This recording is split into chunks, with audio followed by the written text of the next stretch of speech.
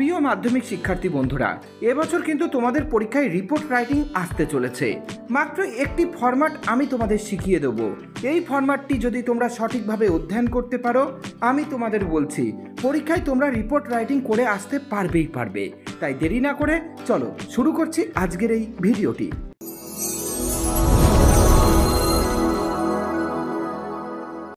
Report writing লিখতে গেলে সবার আগে তোমাদের একটি হেডিং করতে হবে।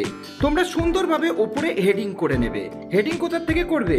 প্রশ্নেই লেখা থাকবে, অর্থাৎ যে বিষয়ে রিপোর্ট এসেছে সেটি তোমাদের হেডিং করতে হবে। তারপর তোমাদের লিখতে হবে বাই এ স্পেশাল করেসপন্ডেন্ট। তারপর খাতার একেবারে বাঁদিকে লেখো স্থানের নাম। আমার স্থানের নাম মাঝদিয়া, তাই লিখলাম Majhdia.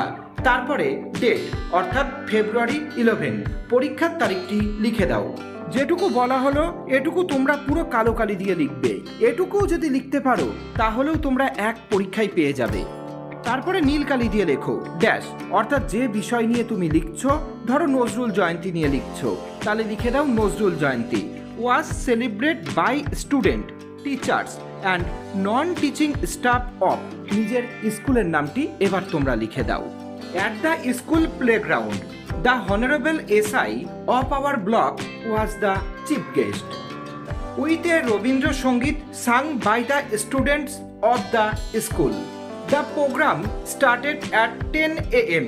A lot of students performed various types of events like speech, song, play, etc. Many guests delivered their speech on এই ড্যাশে যে বিষয় নিয়ে অনুষ্ঠানটি হবে সেটি লিখে দিতে হবে, অর্থাৎ নজরুল জয়ন্তী হলে নজরুল জয়ন্তী এটুকু লিখে দাও। The chief guest gave his value speech on the topic. At the end of the programme candies and sweets were distributed to all the students, teacher, non teaching staff and guest.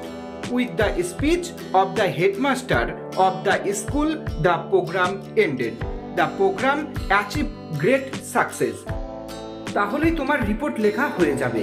এবার report তো লেখা হলো, একদম খাতার নিচে চলে আসো এবং ডান দিক বরাবর বাই দিয়ে তলায় নিজের নামটি লিখে দাও।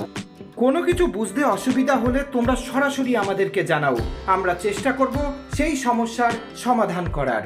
ভিডিওটি সম্পূর্ণ দেখার জন্য অসংখ্য ধন্যবাদ।